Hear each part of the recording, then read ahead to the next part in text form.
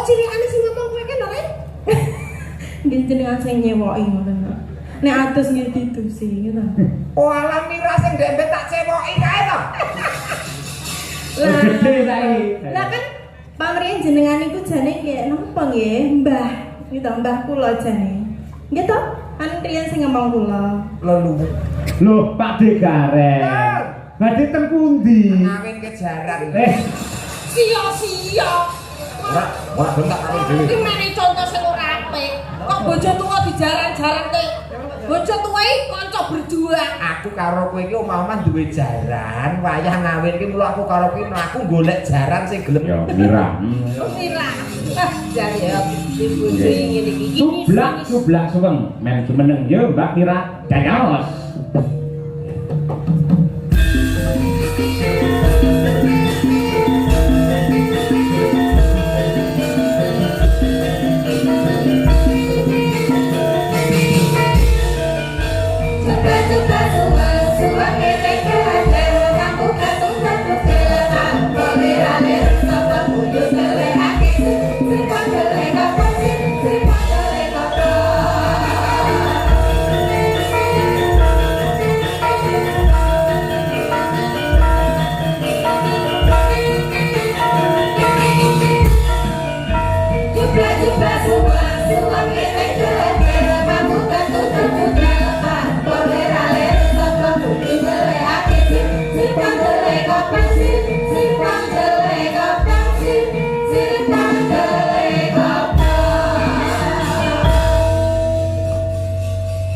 Sugeng dalu. Nggih, sugeng dalu Mbak Mira. Wah, Mas Gareng Mbak Lucy. Nggih, Pak. Niki lare niki nalika isih cilik. Alusanipun. Nggih, nate asring tumut kula teng wilayah Nganjuk niki lah bocah Nganjuk. Lho, oh, Nduk Mira daleme Nganjuk. Nggih. Oh, Nganjuk ya, Nduk. Nggih. Karo guyangan ngendi, Nduk? Sing kok takoki langsung kuwi lho. Nggih to. Nek bisa teng mriko, Pak. Oh, iya. Nyegat bis mawon nggih. Heeh, nyegat bis ora nyegat apa-apa.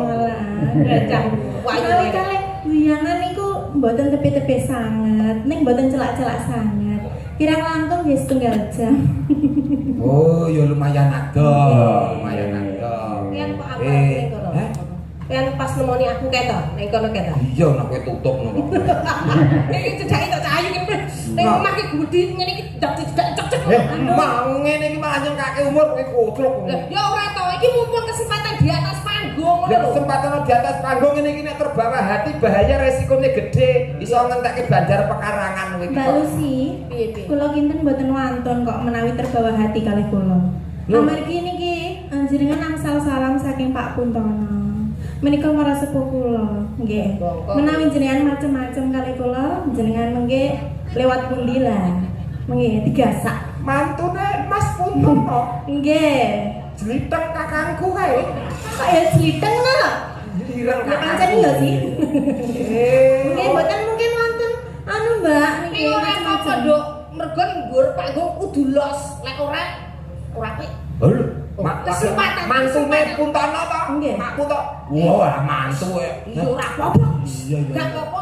Masa Aja ngono isin. anu arep macem-macem. Mantu ae.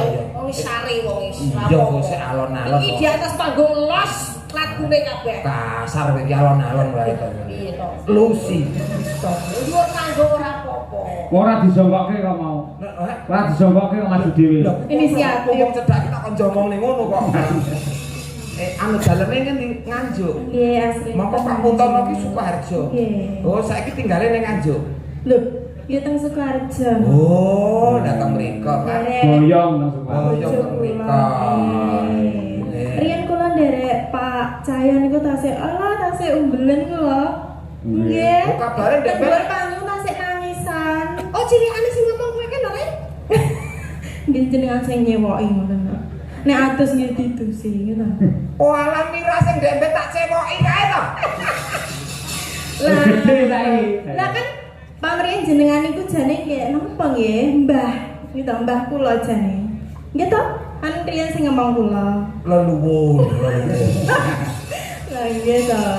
Wah, cek jebul iki bocah sing ndemben kula cekoki nek adus tak dusi nika niki to. Nggih. Sombong saiki. Lho, Oh, iso. saged. Cewek saiki cewek dhewe ora ngakon aku kok. Gede kok. Harus mandiri pribadi kok. Piye piye sampean umpama duwe Lho lah ya beda to umpamane gantuk aku iki ngono. Umpama mlaku lah ya beda to. Ceritane ra beda. Aku Iya. mlaku terus Pak Cahyo kun tadi tanglet. Iya. Ya ampun Mbak Mira. Nggih, Pak Cahyo. Mindanipun tukon pinten. Yo ngalah siap-siap menda. Ditakon niki aku ora mirane. Lah piye? Yo ngene sing ditakon niki aku to, Pak. Hmm. Lho Pak Degareng. Pak Cahyo. Nggih badhe teng pundi? Ngeterke Dik Mira nderekke Pak Cahyo kun tadi. Oh ngaten. Nek umpama aku bojomu. Ya. Lho Pak Degareng. Badhe teng pundi? Ngawin kejaran. Sia-sia. Ora bentak karo dhewe. Iki mene contoh sing ora apik. Kok bojo tuwa dijaran-jarante. Bojo tuwa iki kanca berjuang. Aku karo kowe iki omah-omah duwe jaran, wayah ngawinke mula aku karo kowe mlaku golek jaran sing gelem ngawinke jarane dhewe ngono lho. Lah aku kok tuntun muni jaran kok. Ya berarti aku jarane. Lho kowe jaran kudu. Kudu. Kudu ra tok nesu. Lah kok gak kena. Oh jarane dhisik nang omah kok. Kok. Ya sing adil. Iya adil, adil. Kene ya Nduk Mira. Nadyan to mantune kanca ora apa-apa. Kenapa-napa? Umpama sampean duwe garwa Mbak Mira cara mandi ngono iki mbok dusi apa wong bojone ayu. Paling ora air susu. Ayo. Mandi susu. Mandi susu. Makane putih terus awake. Lah iya mandi susu. Umpama bojomu aku Mandi lumpur. Pak Pindu. Wah mandi lumpur terus liat TikTok oke wong nyawer kok malah. kok malah aku bojo aku mes lho. Alange lan biyen. Ya aja kaya ngono. Umpama garwane iki jenengan Dik Mira. Heeh. Dik Mira iki tadi, Mas, nyuwun mimi ngono mbok juga mimi apa? Paling ora ya mimi iki Coca-Cola, Fanta. Wong ayu ya. Orange juice. Orange juice. Ngoten Nek niku, bojomu Pak. aku, Hah? aku Mas. Pengen mimi. Mimi. Solar. Apa iya nek bojone diombeni solar iki lho? Ben iso glegeken. Angine engko iso metu. Nek kono bojone kayu kowe Mbak Mira, arep pindah. Kok ning mall, ning mall ngene mbok tumpakne apa? Paling ora ya Alphard. Ya Dik ya. Oh, Wong iya, wedok iya, itu pakai iya. Alphard kuwi nyeni. Aku mesti apik nek iki pomo bojomu aku. Tak tumbas apa tak tumpake angkong. Surung menapik ya. Adol rabuk ngono. Padha sok ben iki kowe tak jak ning pasar, tak tumpakne ambulan. Belum. Pasare tutup ra sida ning pasar. Kusuma Wijaya ayo Nduk Iki Mira. saya Dik Mira. Kangen karo suarane jenengan kok kaya Wah apa. iya, cilikane kaya ngono, saiki gedene kaya ngene. Lah nggih. Kusuma Wijaya saged nggih. Nggih. Monggo katur Bapak Haji Suli Daim MM Sugeng Laras. Oh nggih Pak Wakil. Nggih, leres. Monggo dados.